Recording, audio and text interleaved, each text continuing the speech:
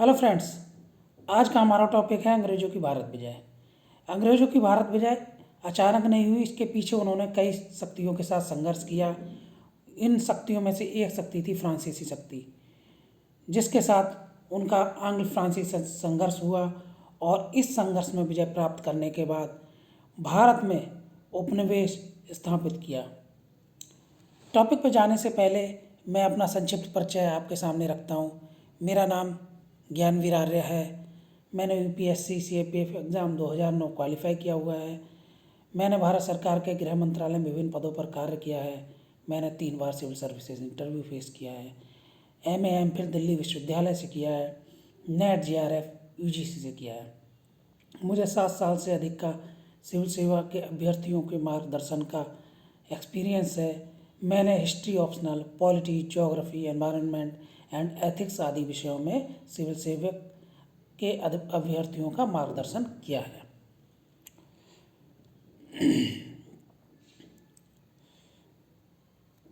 आंग्ल फ्रांसीसी संघर्ष के प्रारंभिक उसमें हम देखेंगे कि इस संघर्ष के लिए भारत में जो भूमिका तैयार थी, है ना, तो अंग्रेज़ों की भारत विजय के लिए तैयार भूमिका क्या तैयार थी। वैसे तो हम अच्छी तरीके से जानते हैं कि दोनों ही शक्तियाँ, चाहे अंग्रेजी शक्ति हो या फ्रांसीसी शक्ति, दोनों का उद्देश्य क्या था। स्टार्टिंग में उनका दोनों का उद्देश्य पुर्तगाली, डच, अंग्रेज, डेनिश, फ्रांसीसी सभी का उद्देश्य क्या था, व्यापार करना। दोनों सारी शक्तियाँ भारत में प्रारंभिक में क्या करने आई थी, व्यापार। और इसकी एक प्रक्रिया थी, वह प्रक्रिया क्या थी, ये निश्चित कर अदा करते थे और उसके बदले में उन्हें क्या होता था, व्यापार का अधिकार प्राप्त हो जाता था।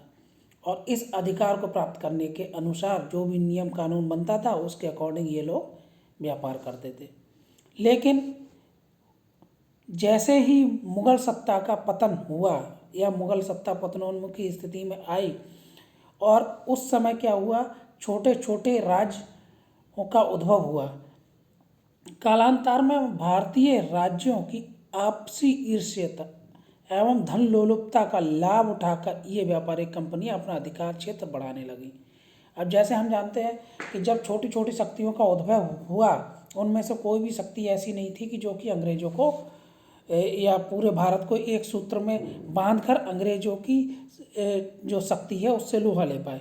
ऐसी स्थिति में और स्थिति खराब कब हो गई, क्योंकि जो छोटी छोटी शक्तियाँ भी थी उनमें क्या थी, आपस में ईर्ष्या थी, एकता का अभाव था, उनमें आपस में धन लोलुपता था, धन के पीछे भागते थे।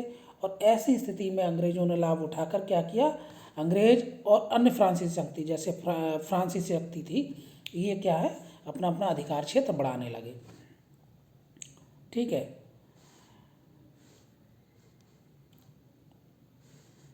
और इस अधिकार क्षेत्र को बढ़ाने के संदर्भ में इन जो मेन 4 शक्तियाँ थीं, पुर्तगाली, फ्रांसीसी, डच और ब्रिटिश, इन सब में क्या हुआ, एक चतुर्भुजी संघर्ष हुआ और अंततः इस संघर्ष में किसको विजय मिली, अंग्रेजों को विजय मिली। भारत आने वाली यूरोपीय कंपनियों, पुर्तगाली एवं डच कंपनियां जहां व्यापारिक व राजनीतिक प्रतिस्पर्धा से पहले ही बाहर हो चुकी थी, वहीं डेनिश कंपनी ने क्या किया, 1745 में अपना कारोबार ईस्ट इंडिया कंपनी को बेच दिया। मतलब पुर्तगाली और डच कंपनियां पहले ही बाहर हो गई थी और बची डेनिश कंपनी, तो उसने भी 1745 में अपना सारा कारोबार ईस्ट इंडिया कंपनी को बेच दिया। अब ऐसी परिस्थितियों में कौन सी 2 कंपनियां बचती हैं, ब्रिटिश एवं फ्रांसीसी शक्तियाँ। ये 2 बची जिनके पास पर्याप्त व्यापारिक अधिकार थे। दोनों कंपनियों में व्यापारिक प्रतिस्पर्धा और राजनीतिक संघर्ष होना स्वाभाविक था, क्योंकि ये राजनीतिक संघर्ष और ये प्रतिस्पर्धा इनके बीच में यूरोप में भी चल रही थी। और जो प्रतिस्पर्धा यूरोप में चल रही थी तो भारत में भी ये प्रतिस्पर्धा होनी स्वाभाविक ही थी दोनों के अंदर। इस प्रतिस्पर्धा के चलते दोनों के मध्य 3 युद्ध हुए, जिन्हें कर्नाटक युद्ध के नाम से जाना जाता है। प्रथम कर्नाटक युद्ध क्या था, इसको सेंट टोमे के युद्ध के नाम से भी जाना जाता है? ये क्वेश्चन प्री के लिए इम्पोर्टेंट है, को पूछा जा सकता है कि सेंट टोमे का युद्ध से रिलेटेड क्वेश्चन बना के प्रथम कर्नाटक युद्ध और सेंट टोमे युद्ध के बारे में पूछा जा सकता है। और ये भी पूछ सकते हैं कि प्रथम कर्नाटक युद्ध को किस युद्ध के नाम से जाना जाता है ना। तो हमें ये पता होना चाहिए कि प्रथम कर्नाटक इस युद्ध को सेंट टोमे के युद्ध के नाम से भी जाना जाता था। इस युद्ध की पृष्ठभूमि कहाँ थी?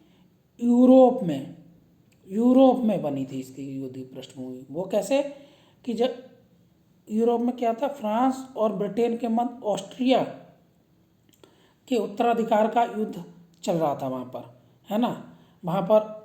और उस युद्ध की पृष्ठभूमि में ही ये कर्नाटक का प्रथम युद्ध की पृष्ठभूमि तैयार हुई।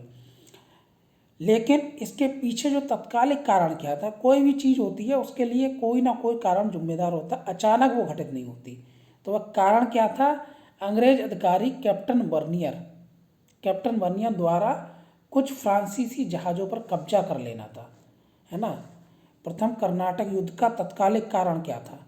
अब ये भी क्वेश्चन आ सकता है, मतलब कथन कारण पूछ सकता है। प्रथम कर्नाटक युद्ध को सेंट टोमे का युद्ध कहा जाता है। इसका तत्कालिक कारण ये था कि अंग्रेज अधिकारी कैप्टन बर्नियर द्वारा कुछ फ्रांसीसी जहाज़ों पर कब्जा कर लेना था। तो इस तरीके के क्वेश्चन आ जाते हैं।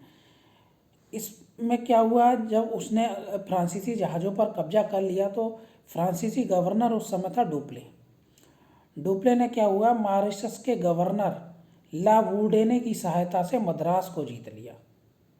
उन्होंने क्या, फ्रांसीसी जहाज़ों पर कब्जा किया, तो इन्होंने और आक्रामकता दिखाई और उसने मॉरिशस के गवर्नर की सहायता, ला बूर्डेने की सहायता से मद्रास को जीत लिया।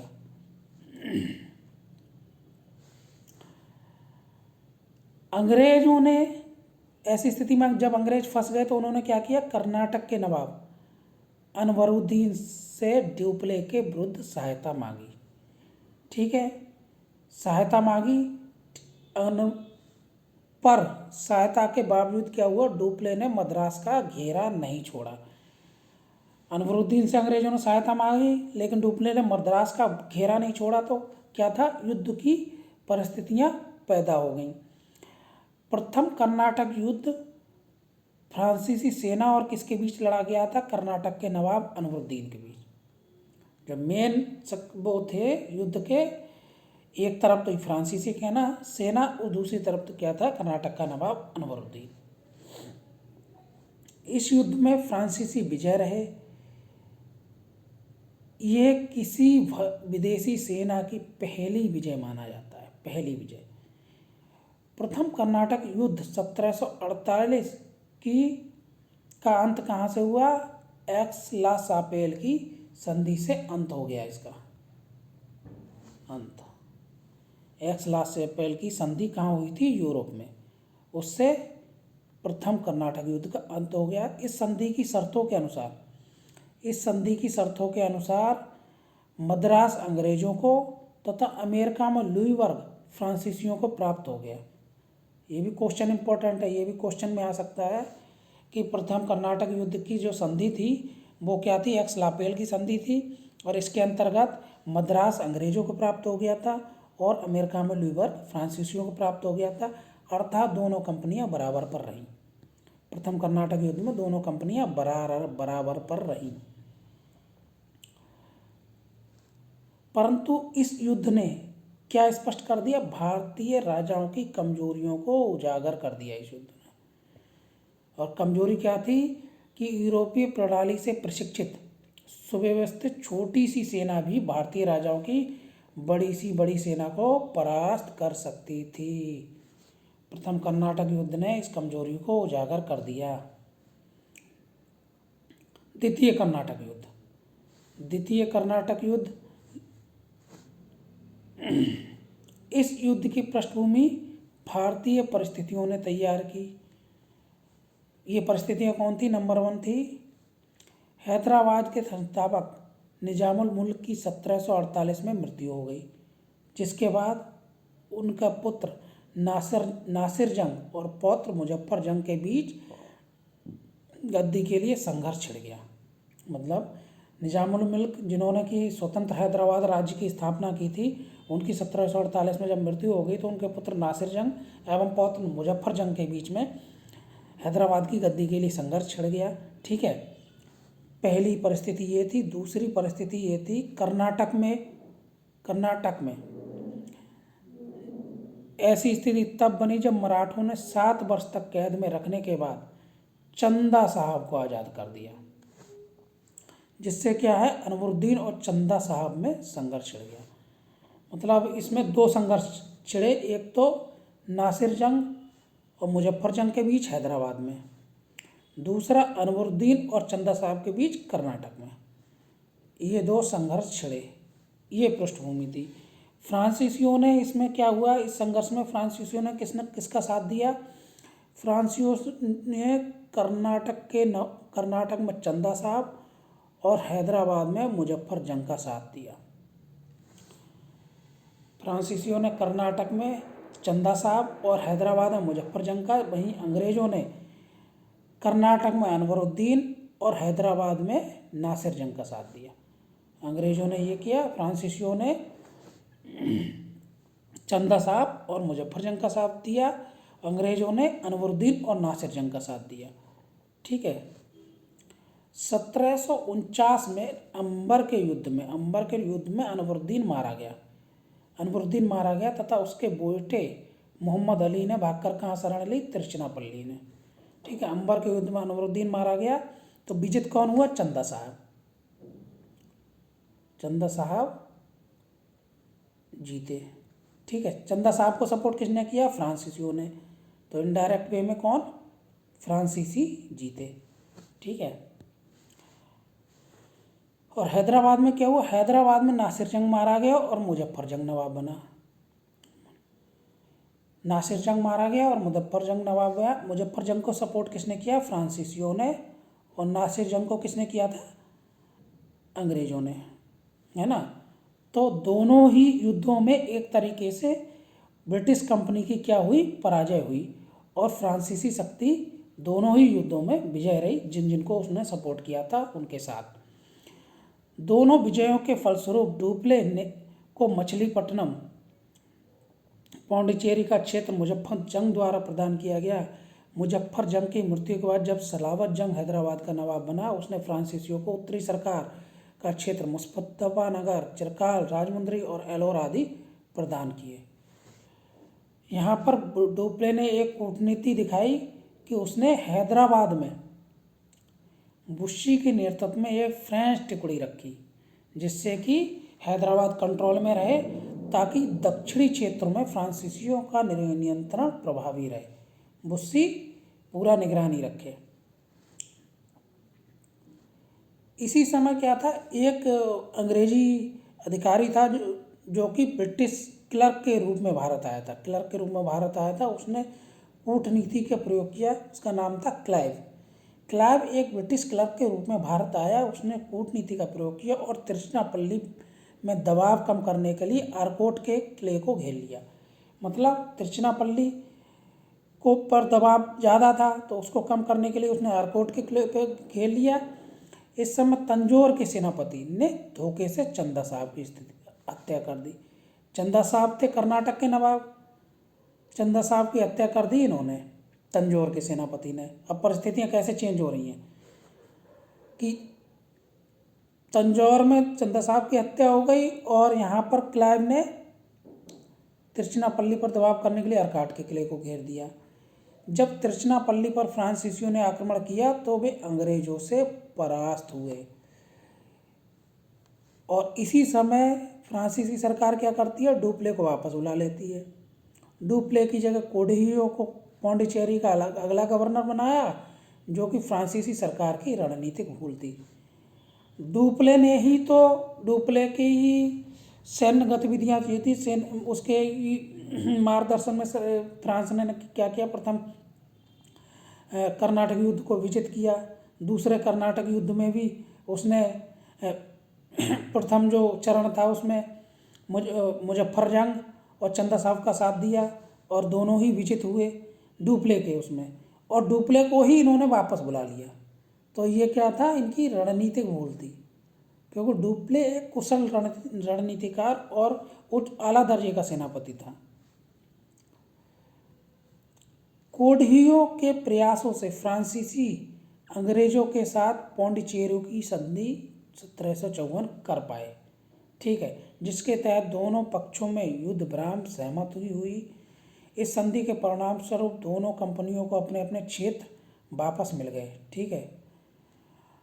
अंग्रेजों के समर्थक मोहम्मद अली को कर्नाटक का नवाब बनाया गया, मतलब एक तरीके से अंग्रेजों की जीत ही कह सकते हैं कि वो उनका समर्थक कर्नाटक का नवाब बन गया। और इस संधि में दोनों कंपनियों ने भारतीय नरेशों के झगड़े में हस्तक्षेप ना करने का वादा किया, मतलब अपना अपना वो करेंगे, भारतीय नरेशों के झगड़े में हस्तक्षेप नहीं करेंगे, ठीक है। यहाँ से 1754 की पौंडीचेरी की संधि से द्वितीय कर्नाटक युद्ध समाप्त हुआ। तृतीय कर्नाटक युद्ध। तृतीय कर्नाटक युद्ध 1758 से 1763 के मध्य लड़ा गया। तृतीय कर्नाटक युद्ध में 1756 में ऑस्ट्रिया तथा इंग्लैंड के बीच प्रसा में शुरू हुए सप्तवर्षीय युद्ध का विस्तार माना जाता है। जिस तरीके से प्रथम कर्नाटक युद्ध भी इंग्लैंड में ऑस्ट्रिया के उत्तराधिकार वाले से लिंकअप था, उसी तरीके से ये तृतीय कर्नाटक युद्ध भी ऑस्ट्रिया तथा इंग्लैंड के बीच प्रसा में शुरू हुए 7 वर्षीय युद्ध का ही विस्तार था। यूरोप में फ्रांस ऑस्ट्रिया को तथा इंग्लैंड प्रसा को समर्थन दे रहे थे। यहाँ पर भी दोनों शक्तियाँ अलग अलग शक्तियों को समर्थन दे रही थी, इंग्लैंड फ्रांस ऑस्ट्रिया को और इंग्लैंड प्रसा को, जिसका प्रत्यक्ष प्रभाव भारत में भी उपस्थित दोनों शक्तियों के संबंधों पर पड़ा, ठीक है। तृतीय कर्नाटक युद्ध के तत्कालिक कारण फ्रांस की सरकार द्वारा काउंट डी लाली को भारत के संपूर्ण फ्रांसीसी क्षेत्र के सैनिक एवं असैनिक अधिकारों का प्रदान किया जाना था।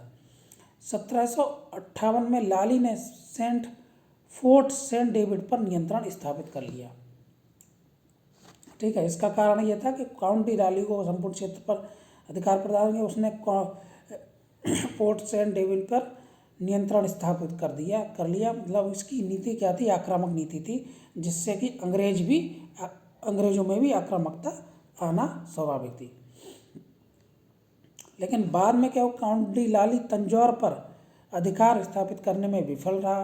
लाली ने युद्ध में अपनी स्थिति मजबूत करने के लिए बुस्सी को हैदराबाद से बुला लिया। बुस्सी को तंजौर के युद्ध में हैदराबाद बुला लिया और हैदराबाद खाली छूट गया, जो कि कालांतर में एक रणनीतिक भूल थी। हैदराबाद से प्रभाव हट गया।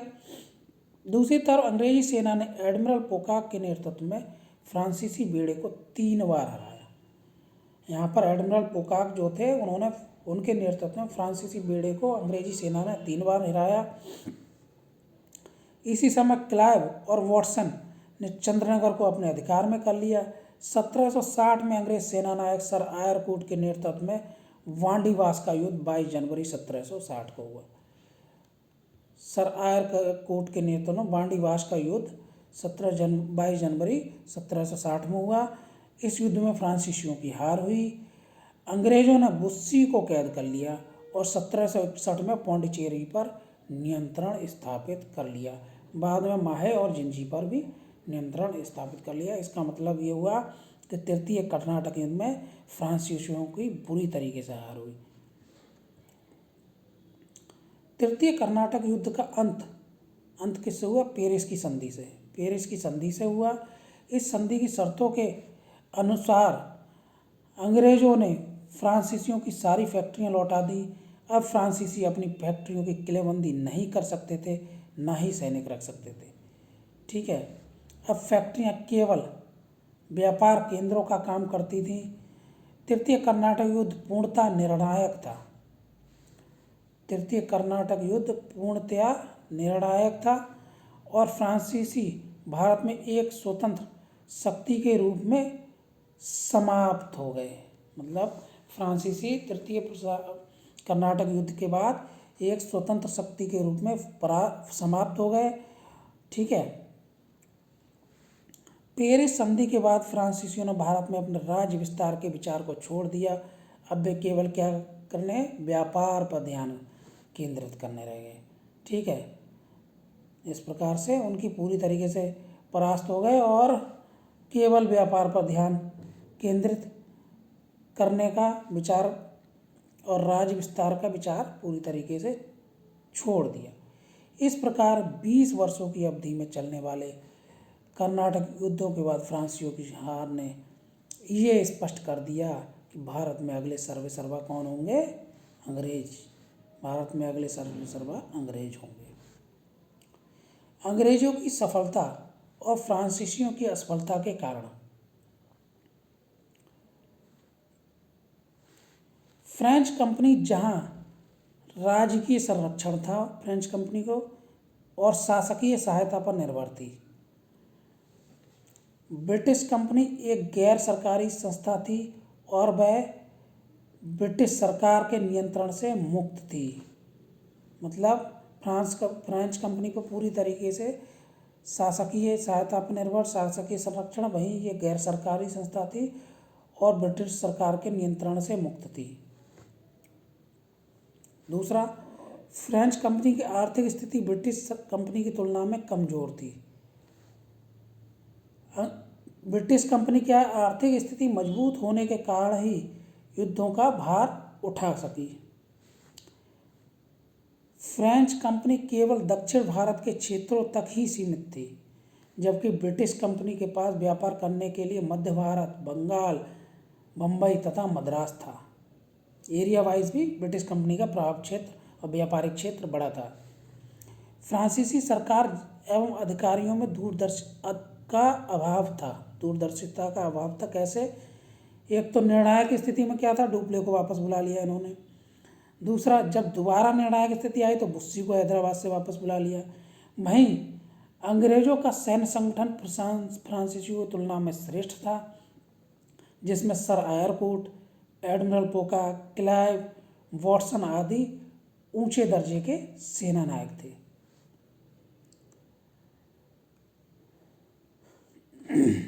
बूढ़ाने की अदूरदर्शिता एवं लाली की अति आक्रामकता भी फ्रांसीसी कंपनियों के पतन के कारण बने।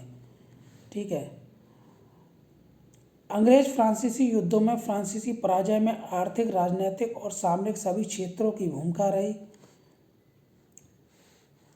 बंगाल में चंद्रनगर के फ्रांसीसी अधिकारियों ने बंगाल के नवाब सिराजुद्दौला का साथ नहीं दिया। इससे बंगाल में क्या हुआ, अंग्रेज अपना आधिपत्य स्थापित कर चुके थे।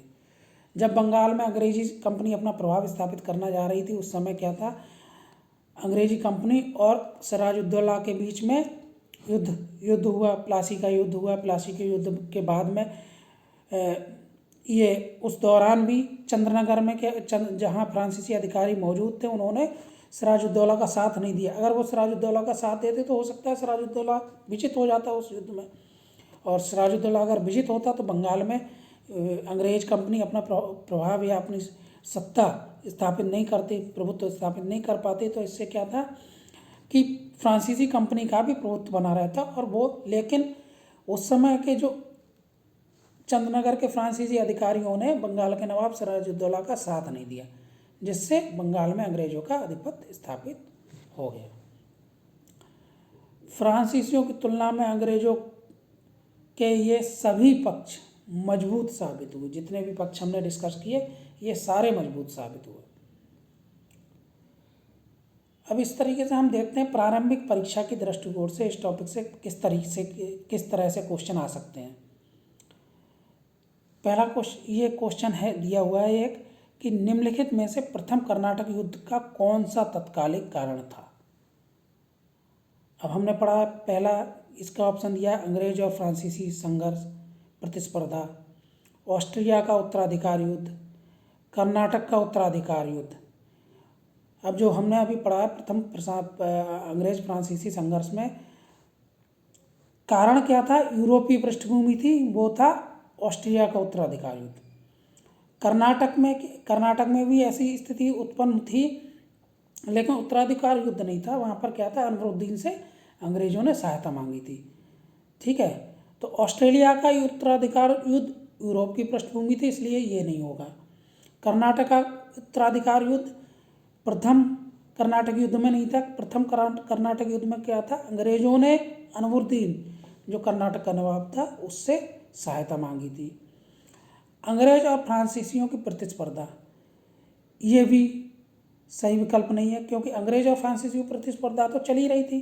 तो ये लेकिन क्योंकि यहाँ पर तत्कालिक कारण पूछा गया है, तो तत्कालिक कारण हमने अभी पढ़ा था कि अंग्रेज जो कैप्टन था वर्नियर, उसके द्वारा कुछ फ्रांसीसी जहाज़ों पर कब्जा कर लिया था, जिस कारण से प्रथम कर्नाटक युद्ध की पृष्ठभूमि तैयार हुई।